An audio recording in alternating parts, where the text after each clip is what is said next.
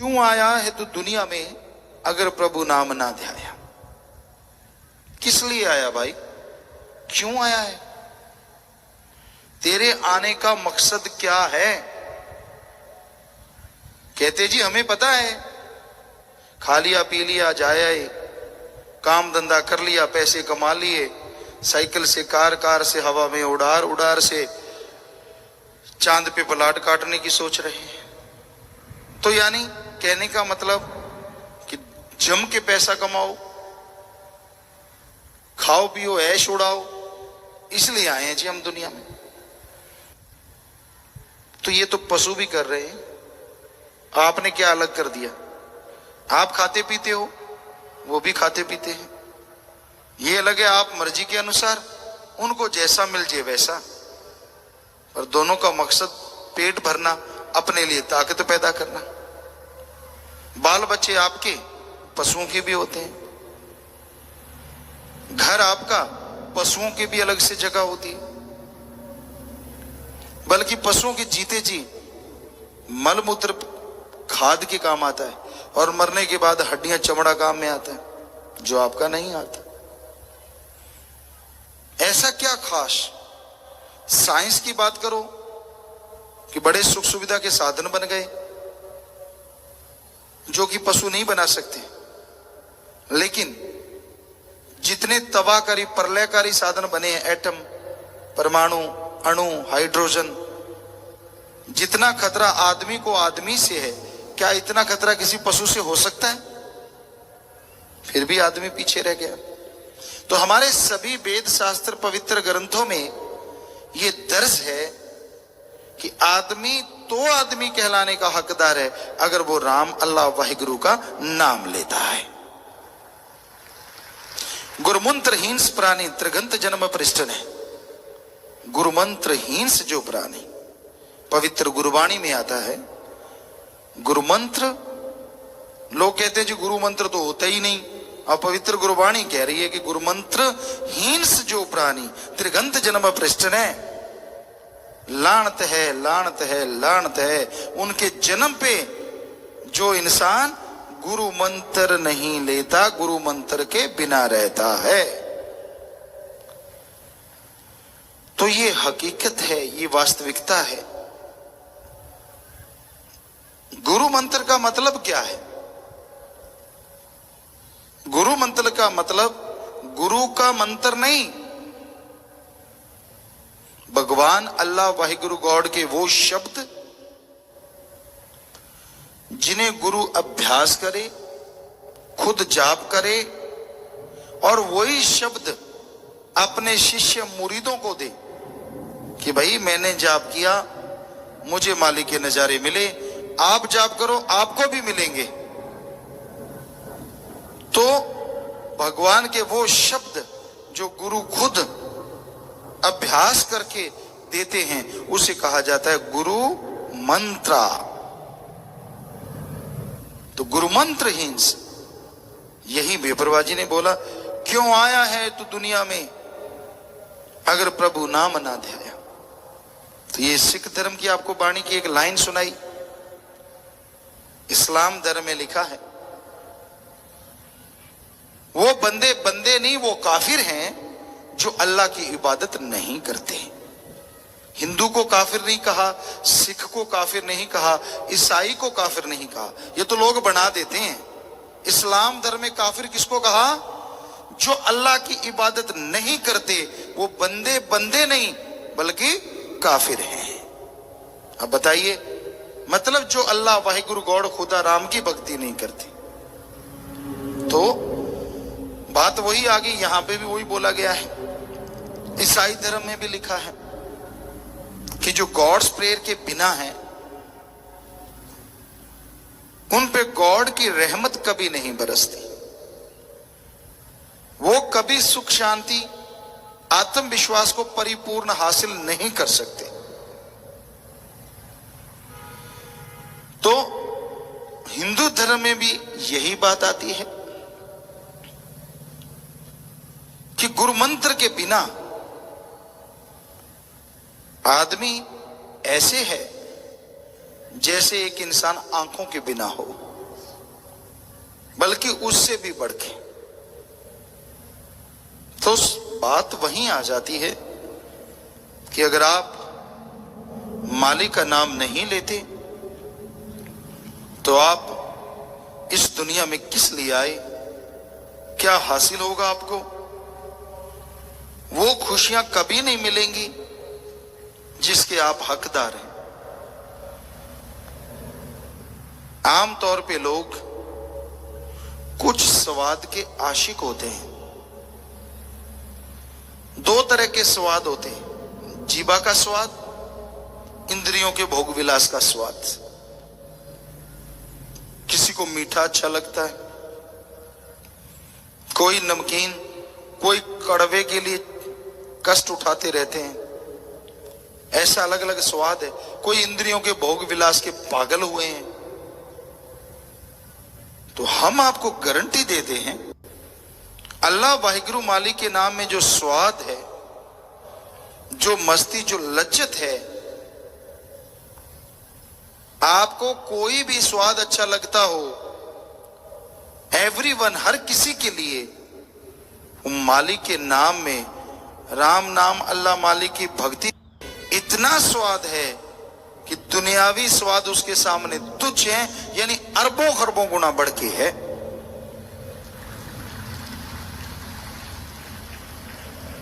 दुनियावी स्वाद तब तक होते हैं जब तक संपर्क बना रहता है, चाहे वो जीवा का हो चाहे इंद्रियों का। मुंह में रसगुल्ला है, जीवा से संपर्क है तो मीठा है, चबा लिया, खा लिया, अंदर चला गया, 10-12 मिनट के बाद मुंह बकबकेगा, बकबका, कोई स्वाद नहीं। लेकिन हम आपको गारंटी देते हैं, एक बार हरी रस अमृत आबो हयात जो आपके अंदर चल रहा है, उसको अगर आप चख लेंगे तो वो परमानेंटली तो क्या, अगले जहान में भी बना रहेगा। ऐसा है मालिक के नाम का स्वाद, ऐसा है उसकी भक्ति का स्वाद,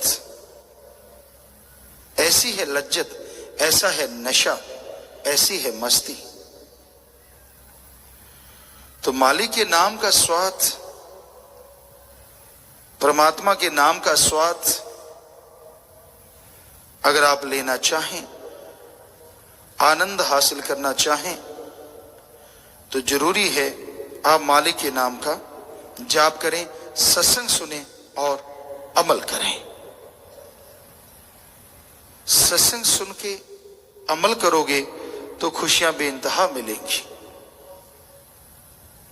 और सत्संग सुन के अमल नहीं करोगे तो खाली रह जाओगे। इसलिए सुनो और अमल करो।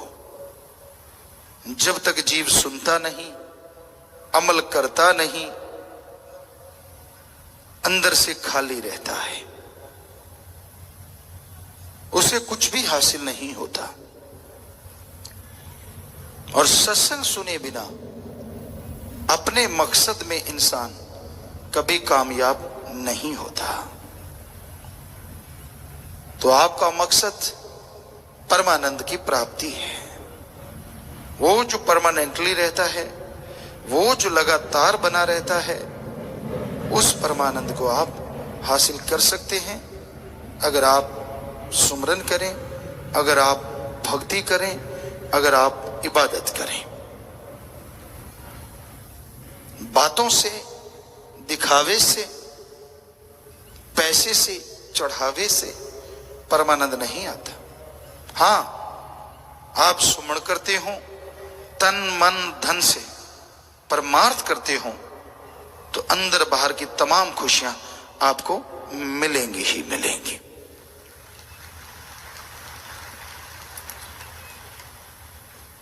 जैसे ये कोहरे का मौसम है, बहुत सारे सज्जन गाड़ियां चला के लाए होंगे, कोहरा शीशे पे जम जाता है, सामने क्या नजर आता है? कुछ भी नहीं। या तो वाइपर आप चलाते हैं, या किसी की गाड़ी में कोई ऑप्शन है कि वो हीट वाला शीशे पे पड़ता हो, हीटर या हवा एसी की या कुछ भी, तो उससे वो शीशा साफ हो जाता है। वैसे अल्लाह वाहिगुरु आपके अंदर है और काम वासना क्रोध लोभ मोह अहंकार मन माया की धुंध आपकी आत्मा के रूपी शीशे पे पड़ी हुई है। वाइपर चलाना है, हीटर चलाना है ताकि वो धुंध वो पानी वहां से हट जाए। स्विच आपके पास है लेकिन आपको तरीका नहीं आता। वो तरीका सत्संग में बताया जाता है। उधर तो आप बटन ऑन करेंगे कुछ ऐसा चल पड़ेगा, इधर खुद का बटन ऑन करना है और वो बटन ऑन होगा गुरु मंत्र, कलमा, मेथड ऑफ मेडिटेशन या नाम शब्द से। तभी आपके अंदर वो चीज चल पाएगी और आपके धीरे धीरे वो धुंध साफ होती जाएगी, माली का अक्स उभरेगा और फिर वो शीशा भी बीच में से हट जाएगा। आप डायरेक्ट मालिक के नूरी स्वरूप को मिल पाएंगे। आपको हम कहानी नहीं सुना रहे, हकीकत बता रहे हैं। ये किसी कहानी का पार्ट नहीं है। कहीं आप सोचो कि कहीं कहानी सुनाई जा रही है। सत्संग में हकीकत बताई जाती है, कहानियां नहीं। जो हमने अनुभव किया है 100% आप कर सकते हैं। पर बात है सुमरण करने का, कर्मठ होने का। कर्म जोगी बनिए, अच्छे कर्म कीजिए और जीवा ख्यालों से मालिक का नाम जपिए, तो आप अपने अंदर मालिक के नूरी स्वरूप को हासिल जरूर कर पाएंगे। तो भाई, संत एक गाइड होते हैं, टीचर होते हैं, सिखाते हैं। कोई सुन के सीख जाता है, कोई देख के सीख जाता है और कोई गॉड गिफ्टेड होता है। 3-4 तरह से लोग सीखते हैं। तो आप सत्संग में आइए, सुनिए, सवाल अंदर पैदा होता है तो बताइए, पूछिए और आगे बढ़िए, तो जरूर मालिक की कृपा दृष्टि आप एक दिन बरसेगी। जब शीशा साफ हो जाएगा। सबसे बड़ी रुकावट है मन। तरह तरह के सवाल उठाता है, ये क्यों, वो क्यों, ये नहीं, वो नहीं, फला नहीं, तरह तरह के सवाल। क्यों, किंतु, परंतु। खुद का नहीं सोचता कि तेरे में क्या कमियां है, भगवान में कमियां निकालता रहता है। आपको कई बार बात सुनाई, आज बात पे बात आई। 2 अमली नशा करने वाले नशेड़ी अफीम जी किसी पेड़ के नीचे लेटे हुए थे। बेरी का पेड़ था, नशा अच्छा खिला हुआ था। एक कहने लगा, यार भगवान भगवान करते रहते हैं। दूसरा कहता, हाँ। कहता, भगवान गलतियां बहुत करता है। दूसरा कहता, क्या गलतियां करता है? कहता, ये पेड़ देख रहा है आप जिसके नीचे लेटे हैं? कहता, हाँ। कितना मोटा इसका पेड़ा तना है, ऊपर कितना बड़ा झाड़ी है। कहता, हाँ।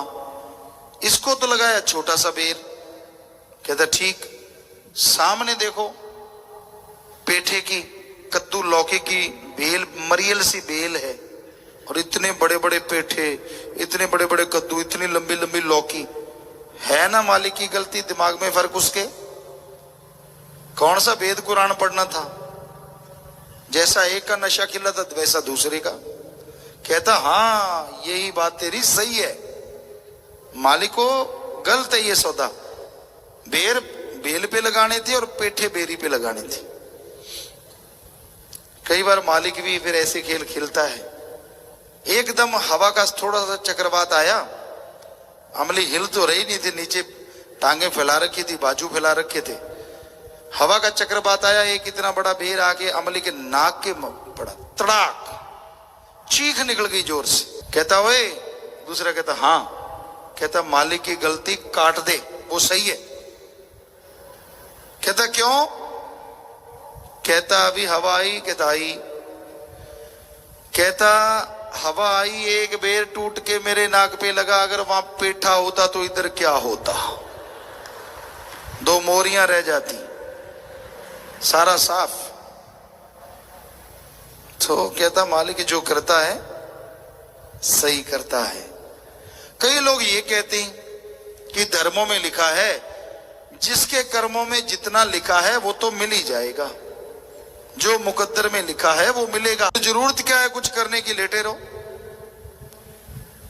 ये नहीं लिखा, जो लिखते है वो तो मिलेगा, पर परमात्मा ने लिखत में ये लिख दिया, संतों के द्वारा बताया गया, आदमी खुद मुख्तियार है, ये अच्छे कर्म करे या बुरे, इसको अधिकार है कि अपनी तरफ से कर्म कर सकता है, और अच्छे कर्म करे तो ये तकदीरों को बदल सकता है। सिर्फ इंसान को भगवान ने, वाहिगुरु राम ने ताकत बख्शी है।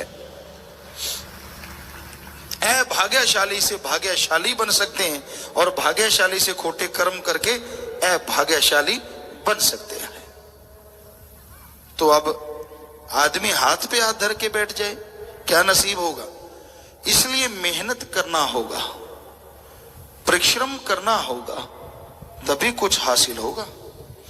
अगर आप परिश्रम नहीं करते, मेहनत नहीं करते, तो आप खाली हाथ रह जाते हैं।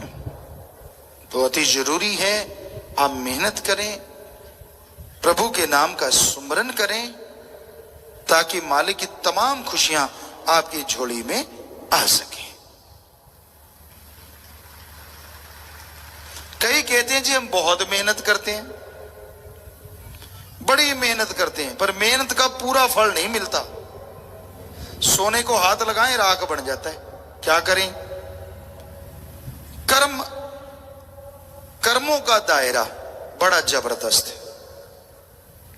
आप मेहनत तो करते हैं, लेकिन जो संचित कर्म धर्मों में लिखे हैं वो आपकी मेहनत को जला के राख कर देते हैं, वो आपको भोगने पड़ते हैं, इसलिए आप सक्सेस नहीं होते, सफल नहीं होते।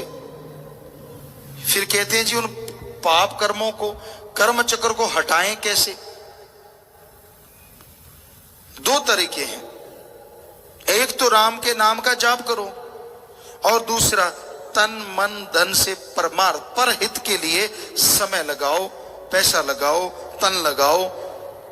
तो यकीन मानो ये दोनों कर्म साथ साथ करने से आपके संचित कर्म कटेंगे, और राख भी आपके लिए सोना बन जाएगी।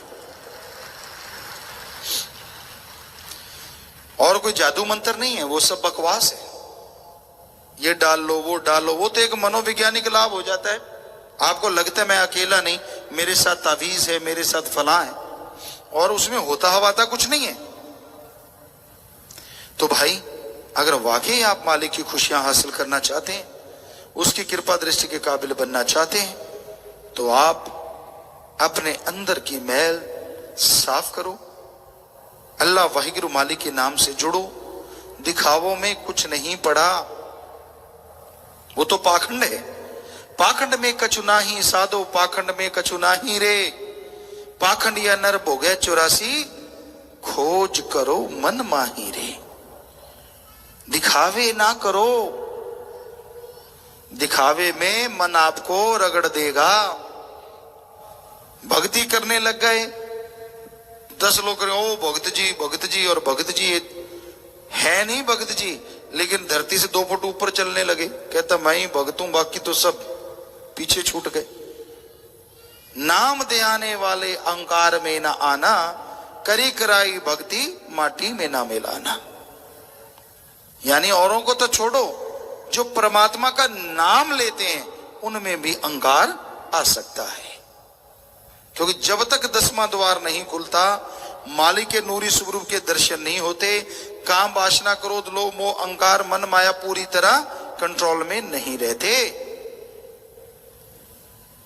कोयलों में आग जलती है, लकड़ी जलती है, उनके कोयले बनते हैं। थोड़ी मोटी राख डालने से वो बुझती नहीं, बल्कि अंदर ही अंदर आग उसके छुपी रहती है।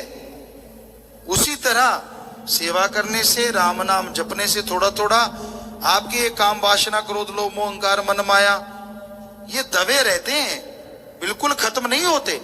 क्या पता कब हवा का झोंका आए और वो आग सुलग उठे। उसी तरह पता नहीं कब कौन सा आपका कोई कर्म आ जाए और आप फिर से इन सातों के चक्रव्यूह में उलझ जाएं। उसके लिए तो एकमात्र उपाय है कि ये 10वां द्वार ही खोलना होगा, मालिक के नूरी स्वरूप के दर्शन करने होंगे। तो हम आपको गारंटी देते हैं सातों आपके नजदीक भी नहीं आएंगे। तो ये जरूरी है अपने आप को साधना। जब तक अपने आप को साधोगे नहीं, मन इंद्रियां काबू में नहीं आएंगी। देखना, सुनना, चखना, स्पर्श, ये सब आपको गलत तरफ लेके जाएंगे। तो इसलिए भाई सिमरण कीजिए, मालिक का नाम जपें, मेहनत करें। दोनों जहां की खुशियां इसी जहान में आप हासिल कर सकते हैं और खुशियों से माला माल हो सकते हैं। तो भजन में शुरू में आया, मिला ये जन्म तुझको है 84 जेल मुकाने को, छुड़ाकर काल से पीछा के घर सतलोक जाने को, न समझा तू न सोचा तू कि किस लिए जन्म पाया। यह जन्म किस लिए मिला है, क्या करना चाहिए, इंसान क्या कर रहा है। एक सत्संगी, एक आम इंसान और सब इंसानों के लिए ये जरूरी है, यहां तक संभव हो सूर्य निकलने से पहले जागो। एक भगत 2 से 5 के बीच में जरूर जागो। घंटा माली का नाम जपो, पर उठते ही पहले रफाहस्त जाओ, फ्रेश हो लो, हाथ मुंह धो लो, शरीर में से बदबू आती है तो नहा लो, फिर 1 घंटा माली की याद में बैठो। फिर आप जो भी चाय दूध आप लेते हैं, नाश्ता लें। सुबह आप अगर काम धंधा करने वाले हैं तो नाश्ता अच्छा लेना चाहिए। मतलब अच्छा क्या, अगर आप सादी रोटी भी खाते हैं तो ज्यादा ले सकते हैं, उससे वजन नहीं बढ़ेगा, क्योंकि सारा दिन आप वर्क करेंगे। तो सुबह का नाश्ता, ये हमारी आजमाई हुई बातें हैं। अगर आप अच्छा हेल्दी ले लेते हैं और मेहनत करते तो कुछ फर्क पड़ने वाला नहीं है, बल्कि आपका वजन कंट्रोल में रहता है। दोपहर सुबह के हैवी से थोड़ा कम हैवी और रात को बिल्कुल हल्का। पहले तो ये भोजन की बात। आम कहते हैं कि पहले राजा महाराजा जैसा और फिर रानी जैसा और शाम को भिखारी जैसा। ये कहावत एक बनी हुई है और वो हकीकत है, ऐसे नहीं बनाई होती। क्योंकि राजा महाराजा बहुत ज्यादा खा जाया करते हैं, रानी थोड़ा सा फिक्र फुकर का चक्कर होता है, खाती तो वो भी हेल्दी है, लेकिन दोपहर को वो थोड़ा सा उससे हल्का, और शाम को फिर भिखारी बेचारा जैसा तैसा थोड़ा रूखा सूखा मिला। तो आदमी की सेहत बहुत अच्छी रहती है। रात को जो ज्यादा ठोकते हैं निकल भी ज्यादा जल्दी बाहर आता है। फिर कोसते हैं, पानी से ही मोटा हो गया। पानी से मोटा होना लगता तो नहीं है, क्योंकि शरीर में लगभग शायद 90% पानी ही पानी है। तो खाने का सही तरीका होना चाहिए। खाने को पियो और पीने वाली चीज को खाओ। आपको लगता है ये तो उल्टा काम है, नहीं, ये सीधा काम है। खाने को दांतों से इतना चबा दो कि ऐसा लगे जैसे अब पी गए हों। ऊंट की तरह निकलो ना, कईयों को हमने खाते देखा, ऊंट की तरह निकल जाते हैं। अब ऊंट तो या भैंस तो बाहर निकाल निकाल के जुगाड़ी करती रहती है, आप कैसे जुगाड़ी करोगे? जो गया अंदर तो गया। तो ये दांत किस लिए दिए परमात्मा ने, इतने हार्ड मजबूत, ताकि आप उसको बिल्कुल पानी की तरह बना डालो। उसको अंदर ले जाओ तो आंतड़ियां खुश हो जाएंगी, और अगर इतने इतने टुकड़े आंतड़ियों को पचाने पड़े, बेचारी गालियां देंगी आपको। ये कहता कैसा बेवकूफ है, इसको इतनी समझ नहीं है कि मैं सिर्फ पचाने का काम करती हूं, चबाने का नहीं। तो ये तो एक हंसने की बात है, लेकिन है 100% सच। आपकी सेहत के लिए बहुत फायदेमंद है, फॉरएवर, हमेशा के लिए। पीने वाली चीज को खाना, अब पानी पीना है, पानी पूरा पीना चाहिए कई लीटर दिन में, लेकिन घूंट घूंट करके पिएंगे, उससे पूरे मुंह में पानी जाएगा और उससे प्यास भी बुझेगी और अंदर भी शांति आएगी। ऐसे ही दूध या कोई भी चीज आप लेते थोड़ा थोड़ा लेंगे, उसका असर ज्यादा होगा। और एकदम से पीने से क्या होता है, अंदर से कई बार तेजाब बन के, प्रेशर बन के जो खाने के नाली का ढक्कन है वो भी खुल सकता है और पानी बाहर आ सकता है, सारा कुछ। तो इसलिए जो पीने वाली चीज है आराम से, क्योंकि ऊंट तो एकदम से पी जाता है, आप ऊंट नहीं है, आप आदमी हैं। वो तो 7 दिन का काम चला लेता है अंदर एक बार ले जाके, आप नहीं चला सकते। तो ये तो हुआ खाने का थोड़ा सा ढंग। कई बार साथ संगत कहती रहती है पिताजी बताया करो, बता तो हम देंगे, मानो आप, मर्जी आपकी। और कई बार सुबह उठते ब्रश वगैरह लोग करते हैं, करना चाहिए, वैसे अच्छी बात है, पर सबसे बेस्ट है कि रात को सोने से पहले करो। रात को बॉडी रिपेयर होती है, पूरा शरीर, समय मिलता है कि आप अपने शरीर को रिपेयर करें, बॉडी को, शरीर को अपने आप टाइम मिलता है। कुदरत ने नियम बनाया है, आप सो जाएंगे तो आपकी बॉडी ऑटोमेटिकली रिपेयर होती रहती है अपने आप। आपकी बॉडी, आपके शरीर में जो कमियां हैं, शरीर ही उसे दूर करता रहता है। ये मालिक ने ऑटोमेटिक सिस्टम बना रखा है। गाड़ियां ऐसे नहीं ऑटोमेटिक बनी, पहले आदमी बना है। मालिक ने, नेचर ने पहले सब कुछ बनाया, फिर आदमी ने थोड़ी थोड़ी कॉपी की है उसकी। तो शाम को जो खाने पीने के बाद बिल्कुल आप लास्ट में ब्रश करें तो वो बेस्ट है, आपके दांतों में कुछ जमता नहीं। वैसे आपको एक बात बताएं, हमारे हिंदू धर्म में, हमने इस्लाम धर्म में भी देखा, सिख ईसाई धर्म में, लोग पुराने टाइम में जब खाना खाते थे, खाने के बाद कुल्ला जरूर करते थे, और कुल्ला करते थे तो उंगली से दातुन भी जरूर करते थे, यूं इधर उधर ऊपर नीचे। तो आजकल आप उंगली तो मुंह में डालेंगे नहीं, तो ब्रश खाली पानी ले लीजिए और खाली ब्रश घुमा लीजिए, चाहे पेस्ट ना लगाएं। जब भी कुछ खाते हैं उसके बाद यकीनन आपके दांत बहुत ही बढ़िया रहेंगे और बदबू भी नहीं आएगी। तो कुछ एक, वैसे तो बहुत सारी बातें, अब अगर इसी पे सत्संग हो सकता है तो आपको थोड़ी थोड़ी बातें सत्संग में कभी कभी ख्याल जब आ जाता है तो आपको बताते रहेंगे। और फिर है रूहानियत के अनुसार, आप सुबह उठे हैं, फ्रेश हो लिए हैं, नहा लिए या मुंह धो लिया है, फिर आलती पालती मार के या कुर्सी पे बैठ के, कोई बुजुर्ग जिनके पांव नहीं मुड़ते, घुटनों में दर्द है, तो आप बैठ के सुमन खींचिए, घंटा करें, आधा घंटा करें, ना से तो 15 मिनट भी बहुत ही बढ़िया है, करें से।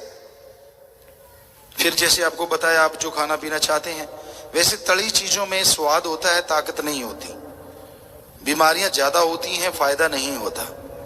तो इसलिए स्वस्थ खाएं, स्वस्थ रहें, और उसके बाद मेहनत करें। जो भी आप खाना खाने लगते हैं, ओम हरि अल्लाह राम को याद करें, चाहे 2 सेकंड के लिए नारा ही लगा दीजिए, धन धन सदगुरु तेरा ही आसरा। ऊंची आवाज में नहीं, अंदर ही अंदर लगा दीजिए, क्योंकि धन धन, धन्य है सतगुरु अल्लाह वाहिगुरु गौड़ खुदा राम तेरा ही आसरा, ये सर्व साझा नारा है। और साईं मस्ताना जी महाराज के वचन सच्चे दिल से लगाओगे तो दरगाह में भी मंजूर जरूर होगा।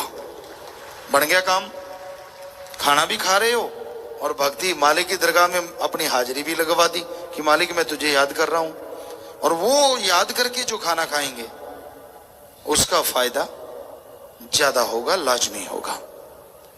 कोई अच्छा कर्म करने शुरू करते हैं, पहले बुजुर्गों को देखा, बीज डाला करते थे, पंजाब में बैलों के द्वारा, राजस्थान में ऊंटों के पीछे। तो जो पहली झोली बीज की ऐसे बांधे होते थे बीज, और यूं झोली ऐसे दाने निकाल के डालते जाते थे, पहला उसको लगाते थे जिसको मालिक का नाम लेना आता हो। तो वो बीज डालता जाता था, तो मालिक का नाम लेके फिर क्या प्रार्थना करता था, किसी पशु के भाग्य का, किसी चिड़ी पक्षी के भाग्य का, किसी राहीगीर के भाग्य का, किसी भूखे प्यासे के भाग्य का मालिक पैदा कर देना, जिसको देना तू दे देना। मतलब कितनी बढ़िया हमारी संस्कृति है ना, कमाल।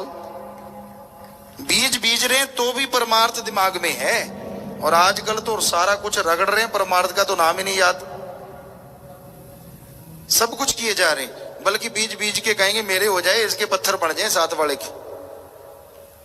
जबकि वो कहते थे कोई पक्षी आए उनके भाग्य का, जानवर खाना चाहे उनके भाग्य का, कोई राहगीर वहां से गुजरेगा उसके भाग्य का, कोई मेहमान आता है उसके भाग्य का। मालिक पैदा कर देना। तो आप क्या सोचते, पैदा नहीं होता था पहले? पैदावार कम होती थी? जी नहीं, बहुत पैदावार होती थी, बेहद पैदावार होती थी। राजस्थान में हम जिस एरिया में रहे, बरानी इलाका था, पानी बरसात के से फसल होती थी, और हमने बिल्कुल छोटे से थे, उसी खेतों में से 15-15, 10-10 ट्रक दानों के भर के शहरों में बेचे हैं। जबकि आज उन्हीं खेतों में उतनी पैदावार नहीं होती। ये हकीकत है। तो आप जब खाना खाएं, जब कोई अच्छा कर्म करें, मालिक को चाहे कुछ सेकंड के लिए याद करें, याद करें। बच्चे करते हैं जब पेपर आते हैं, बच्चे करते हैं जब गेम खेलते हैं। आ जाओ पिताजी, अब आप आ जाओ, बताओ, आप कुछ नहीं करना, आप आ जाओ, आओ भगवान जी, आओ अल्लाह जी, आओ राम जी। तो वो तो आएगा, पर आगे करने वाला भी तो चाहिए जिसमें बैठ के वो करेगा। मेहनत तो आपको करनी होगी ना। इसलिए हिंदू धर्म में लिखा है, हिम्मत करे अगर इंसान तो सहायता करे भगवान, हिम्मते मर्दा मददे खुदा। आप हिम्मत कीजिए, मालिक मदद करेंगे। सही टाइम पे भोजन लीजिए, टाइम फिक्स कीजिए, जैसे सुमरण का, खाने पीने का। 8 पहर मत खाओ। कई होते हैं 8 पहर में खाते हैं, कई 8 पहर खाते हैं। जब मिल गया थोड़ा सा उठाया, कचर कचर कचर, जब मिल गया थोड़ा उठाया, कचर कचर कचर। आजकल आम सी बात है ये। लेकिन टाइम फिक्स हो तो उसमें जो डाइजेस्ट सिस्टम है वो सही रहता है। आंतड़ियों को टाइम मिलता है कि वो आपके भोजन को पूरा डाइजेस्ट हजम कर दें, उसके बाद आप खाएं। तो टाइम सेट हो, आप काम धंधा करें, मेहनत करें। समय अपने बच्चों के लिए, बेटे बेटी के लिए, पत्नी के लिए, माँ के लिए, बाप के लिए भी निश्चित करें। उनके प्रति भी आपके फर्ज हैं। सारा दिन रोबोट बन के ना घूमते रहा करो। ऊपर से गालियां और देते हैं, तेरे को पता नहीं मेरे को काम धंधे की कितनी टेंशन है। वो किधर जाए भैया अगर तुझे टेंशन है तो? ठीक है, काम धंधे की टेंशन है, उसमें परिवार को सहयोग करना चाहिए, इसमें कोई गलत बात नहीं, पर हमेशा तो नहीं टेंशन रहती। उनके लिए भी तो टाइम देना जरूरी है। फिर सुबह शाम मालिक के लिए टाइम देना, ताकि सारा टाइम सही चलता रहे। असल में तो कुंजी मालिक वाले नाम से ही स्टार्ट होती है, गाड़ी वहीं से स्टार्ट होती है। तो सुबह शाम, शाम का टाइम रोटी से पहले या रोटी के 2.5-3 घंटे बाद आप मालिक को याद कीजिए। तो फिर सोने जा रहे हैं, सोए लेटे लेटे भी जब आप नींद में जा रहे हैं तो आप उस समय भी मालिक को याद करें। नींद भी अच्छी आएगी। सपने अगर गलत आ भी गए तो उनमें कर्म ही कटेगा, आपका नुकसान नहीं होगा। भाई हमने तो आपको दिनचर्या बता दिया, खूब सो, पर इतना भी ना सो कि बस सोते ही रह जाओ। सोना आदमी के लिए 4 घंटे भी बहुत गहरी नींद सो जाए तो बहुत होता है। अदरवाइज 6 घंटे, 6 से 8 घंटे, चलो ज्यादा ही कहती हो तो बहुत है, 6 से 8 घंटे। अब अगर उसके ज्यादा कहते हैं, नींद, लड़ाई, लस्सी जितनी मर्जी बढ़ा लो, वो आपके हाथ में। 4 पैसे हिलोगी नहीं, खाओगे, आलस ही आएगा, नींद ही आएगी, और क्या होगा। तो ये एक दिनचर्या वैसे ख्याल में आई, आपको बताई है। और ये जन्म इसलिए मिला है कि आप मालिक का नाम जपें, पर उसमें एक कर्तव्य, फर्ज अदायगी आपको करनी है। तो इस तरीके से आप करते जाइए। छोटे बच्चों को अच्छे संस्कार दीजिए, भक्ति के, अच्छे व्यवहार के, ईमानदारी के और अच्छे कर्म करने के संस्कार दीजिए। उनके सामने कोई बुरा कर्म ना करो, क्योंकि बच्चे ज्यादातर माँ बाप, दादा परदादा, बड़े भाई बहनों से सीखते। तो भाई आगे आया, जन्म तो और भी पाए थे मगर तेरे काम नहीं आए, नहीं अधिकार था उनको जो जी चाहे वो कर पाए, मिला सरदार जन्म तुझको सभी अधिकार है पाया। बहुत से जन्म पाए, जो आत्मा बिना मालिक के नाम की जाती है, पहले स्वर्ग नरक भोगती है, फिर वनस्पति की लाखों जोने, फिर कीड़े मकोड़े हैं, रेंगने वाले, फिर पक्षी हैं, फिर जानवर हैं, किन्नर गंधर्व, देवी देव, फरिश्ते, और आखिर में जाके मनुष्य शरीर मिलता है, जो मालिक की तरफ से मोक्ष मुक्ति का अधिकारी है। जीते जी गम दुख दर्द चिंता बीमारियों से, मरने के बाद आवागमन से मोक्ष मुक्ति हासिल कर सकता है तो सिर्फ और सिर्फ इंसान है। तो मालिक ने अधिकार दिया है तुझे कि तू जो जी चाहे कर सकता है। अच्छे कर्म करके मालिक को मिल सकता है, बुरे कर्म करके शैतानियत से भी गिर सकता है, और यहां वहां दोनों जहां में नरक भोग सकता है। तो मर्जी तेरी भाई, कर्म अच्छे करो, बुरा कर्म कभी ना करो, कभी किसी का दिल ना दुखाओ, किसी को जात पात के नाम से ना नवाजो, किसी को ऊंच नीच के नाम से ना बुरा कहो। सब एक मालिक की औलाद हैं। पता नहीं किसके अंदर मालिक किस रूप में, प्यार रूप में बैठा है, कितनी खुशियां दे रहा है उसको। कहीं उसकी आह लग गई तो हो सकता है लेने के देने पड़ जाए। इसलिए ऊंच नीच नहीं, छोटा बड़ा नहीं, सब मालिक की औलाद। बड़े हैं तो माँ बाप, दादा परदादा की तरह या दादी की तरह उनका सत्कार करो। हम उम्र हैं तो बहन भाई की तरह व्यवहार करो, और आपसे बहुत छोटे हैं तो अपनी बेटी या बेटे के समान व्यवहार करो। समझो नहीं, व्यवहार करो। यकीन मानो, फिर बेइंतहा खुशियां हासिल कर पाओगे। फिर अंत्य करने में आपके मालिक जो नूरी स्वरूप में बैठा है वो नजर आएगा। तो भाई संत अपना जो भी कर्म करते हैं दूसरे को सुख देने के लिए, हर कर्म कर जाते हैं, मालिक से दुआ करते हैं, बोझ उठा जाते हैं। मालिक उठाने वाला है, लेकिन पीर फकीर एक मीडिया, एक माध्य होते हैं। तो उनका हर कर्म हर किसी के सुख देने के लिए, हर किसी को लाइन पे लाने के लिए, हर किसी को खुशियां देने के लिए होता है। किसी का बुरा सोच भी नहीं सकते, करना तो दूर की बात। तो भाई आगे आया, ये दुर्लभ जन्म का प्यारे तो कुछ तो लाभ उठाना था, श्वासों पूंजी कीमती को जुए में नहीं जिताना था। कबीर जी श्वास का मोल त्रिलोकी है बताया। इस बारे में लिखा है, मनुष्य जड़ दुर्लभ है, ताकि इसको व्यर्थ ना खोवो, मालिक की भक्ति में लगाओ। नाम ही सब कुछ है और नाम से ही सब कुछ है। जिन्होंने नाम को नहीं जाना, जहाँ उसकी प्राप्ति नहीं की, उन्होंने कुछ नहीं जाना।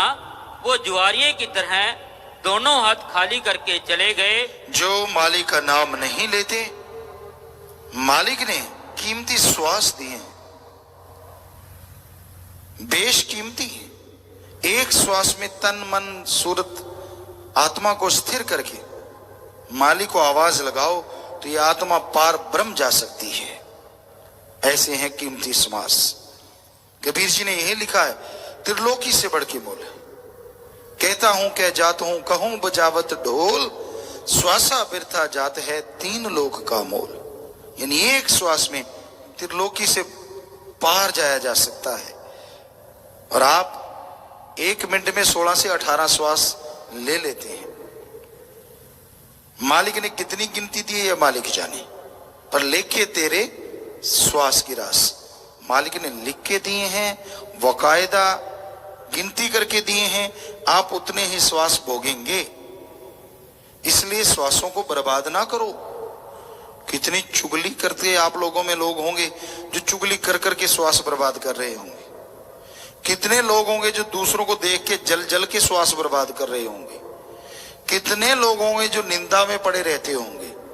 कितने लोग जो नशों में, कितने लोग जो बुराइयों में, कितने लोग जो ठगी बेईमानी भ्रष्टाचार में, कितने लोग जो मान बढ़ाई के चक्कर में, अहंकार में, काम वासना में, क्रोध लोभ मोह मन माया में अपने श्वास बर्बाद करते हैं। वही लेखे हैं जो मालिक की याद में आप बैठते हैं या जिन श्वासों में आप मालिक को याद करते हैं, बाकी की कोई गिनती नहीं रहती। मालिक पूछेगा मैंने इतने श्वास दिए थे, बता क्या किया? और वहां कोई छूट नहीं, कोई अपील दलील नहीं है। वहां अगर ऐसा कर्म किया है तो न्याय होगा, नरक में जाओगे, दोजख में सड़ोगे और जन्म मरण के चक्कर में उलझे रहोगे। और कर्म अच्छे किए, श्वासों से मालिक के नाम का धन इकट्ठा किया तो आवागमन से मुक्ति होगी, मालिक के नूरी स्वरूप के दर्शन होंगे और परमानंद ही परमानंद आपको मिलता रहेगा, खुशियों से माला माल रहोगे। इंसान जब तक नाम नहीं जपता तब तक मन इंद्रियां काबू में नहीं रहती, और मन इंद्रियां अगर फैलाव में है तो सदगुरु मौला पे यकीन नहीं आता, और जब गुरु सदगुरु पे यकीन नहीं है तो अल्लाह वाहिगुरु राम के दर्श दीदार का तो सवाल ही नहीं उठता। कोई भी उस्ताद दुनियावी तौर पे जब कोई कार्य सिखाता है, सीखने वाले को लगन चाहिए, लेकिन उससे भी ज्यादा जरूरी है उस उस्ताद पे यकीन हो। चाहे वो ड्राइवरी सिखा रहा है, मैकेनिकल है, चाहे वो हार्डवेयर का है, कंप्यूटर का है, किसी भी चीज का है, तभी आप सीख पाएंगे। तो उसी तरह रूहानियत में है। गुरु क्या कहता है? ये नहीं कहता मेरे पांव दबाओ, ये भी नहीं कहता कि मेरे लिए कुछ अलग से लेके आओ। गुरु संत पीर फकीर एक ही बात कहते हैं कि सुबह सवेरे नाम जपा करो, सुमरन किया करो, रात को सुमरन करो, तन मन धन से दीन दुखियां की मदद किया करो। आप किसी भी जरूरतमंद की मदद करते हैं, यानी जैसे बीमार है, भूखा है, प्यासा है, आर्थिक तौर पे कमजोर है, आप उसकी मदद करते हैं, तो ये गुरु कहता है कि गारंटी है भगवान आपकी नहीं, आपके परिवार की ही नहीं, बल्कि आपकी कुलों की भी मदद करेगा। इंसान की औलाद का कोई भला कर दे तो वो बाप, वो मां उनको दुआएं देने लगती है कि मेरी औलाद का भला किया, एक्सीडेंट से बचाया, बीमार था इलाज कर दिया, इत्यादि इत्यादि।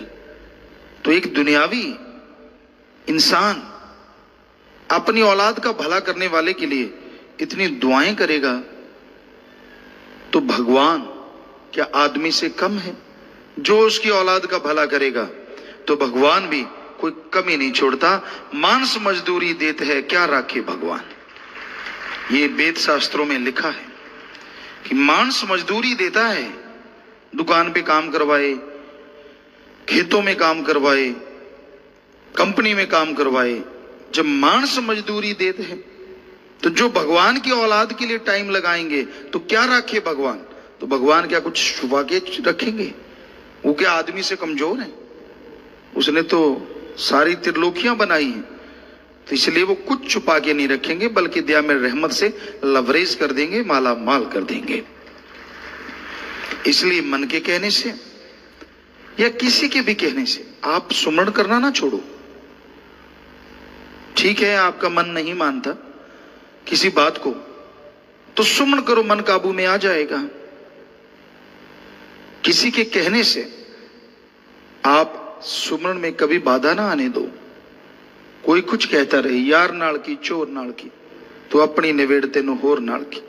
कोई कुछ कहे, कोई कैसा है, किस तरह का है, क्या लेना है? आप सुमरण कीजिए। सुमरण करते रहोगे तो जरूर मालिक की कृपा होगी और आपके बुरे कर्म कटते जाएंगे। इसलिए सुमरन के पक्का बनना, सत्संग सुनना सत्संग क्यों सुनना जब सुमन करते हैं तो? दुनिया में रहता इंसान दुनियादारी में इतना खो जाता है कि उसी का हो जाता है, मालिक से दूर होता चला जाता है। मालिक की भूली बिसरी सी याद आती रहती है, लेकिन बात नहीं बनती। जब आप सत्संग सुनेंगे, रोजाना रूहानी मजलिस में आएंगे, या चलो जब भी आपको समय मिले, तो उससे आपकी लिव फिर से वहीं लगेगी, और जितनी भी दुनियावी असर हैं सत्संग में आते ही वो सारे खत्म होते हैं, और मालिक से अपना रूहानी रिश्ता याद आता है, खुशियां बेइंतहा बढ़ जाती हैं। इसलिए भाई इस कलयुग में सत्संग जरूरी है। और भी वजह है, आप सुमन कम कर पाते हैं, सत्संग में आते हैं, सत्संग से बड़ा बनाया ले जाते हैं, फिर सुमन में मन जल्दी लगता है। सत्संग सुना और सुन के छोड़ दिया तो खुशी वो नहीं मिलती जिसके आप हकदार हैं। सुनो और अमल करो। संतों का काम वचन करना है, किसी का बुरा नहीं करते। वो सबका भला मांगते हैं, सोचते हैं, पर जो सुन के अमल कर लेते हैं उन पे रहमो करम ज्यादा बरसती नजर आती है, महसूस होने लगती है, अनुभव होता है उनको। और जो अमल नहीं करते फल उनको भी मिलता है, उनकी आत्मा के खाते में जमा हो जाता है, पर जीते जी वो खुशियां नहीं मिलती जिसका वो हकदार होता है। इसलिए सुनो और अमल करो। तो सत्संग इसीलिए संत लगाते हैं, और कोई तमाशा नहीं दिखाते, कोई पैसा इकट्ठा नहीं करना होता, किसी से कुछ लेना नहीं होता, अपनी सेवा नहीं करवानी होती। उनका मकसद ही ये होता है कि आओ भाई, सुनो भाई, और अपने कर्म जलाओ भाई। जन्मों जन्मों के पाप कर्म वो कट जाएंगे। संत गुरु पीर फकीर ना कभी बदला, ना बदला है, और ना कभी बदलेगा। जमाना बदला है, बदल रहा है, बदलता रहता है, क्योंकि आदमी गिरगिट का बाप है। राजस्थान में हमने गिरगिट देखा, कच्ची दीवार पे था, थोड़ी सी पक्की जगह थी, वहां था। तो ऐसी दीवार की तरफ निगाह मारी, सीमेंटेड दीवार थी उस जगह पे, बाकी कच्ची थी, पिल्लर था, तो पिल्लर के साथ चिपका हुआ था।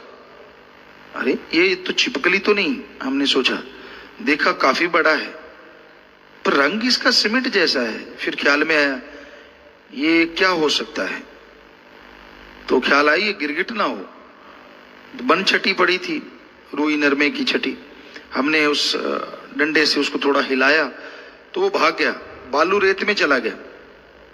अब वो सीमेंटेड कलर, बालू रेत कलर अलग अलग हो गए, तो स्किन कलर में वो दिख रहा था। बस थोड़ी देर देखते देखते ही वो वैसा हो गया, तो हम चले आए। हमने कहा अच्छा ये गिरगिट है, पर उसको टाइम लगता है रंग बदलने में, पता चल जाता है। आज का आदमी गिरगिट का बाप है। बात करते करते सामने वाले के चेहरे पे निगाह है, लगा कि उसका चेहरा बदल रहा है, झट से पाड़ा बदल देता है, बात बदल देता है। गिरगिट तो बेचारा छुप गया है, बेचारा दिखता ही नहीं, कहता ये तो मेरे बाप पे घूम रहे हैं सारे।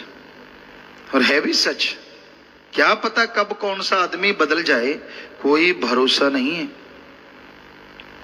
तो इसलिए भरोसा एक पे रखो, जो ना बदला था न बदला है, परलय आ जाए, महापरलय आ जाए, ना वो बदलेगा। अल्लाह भाई गुरु सतगुरु मौला, वो नहीं बदल सकता। दुनिया वाले लाख कहें, दुनिया वाले कुछ भी बोलें, उसमें कोई बदलाव नहीं आता। अपने कर्मों में बदलाव आ जाता है, आदमी की सोच में बदलाव आ जाता है, पर भगवान में तो क्या, सच्चे संत पीर फकीर में कभी बदलाव नहीं आता। ठीक है, वो समय के अनुसार तरीके बदल देते हैं, रूहानियत के समय के अनुसार ऐसा होता रहता है, लेकिन रूहानियत में वो कभी नहीं बदलते।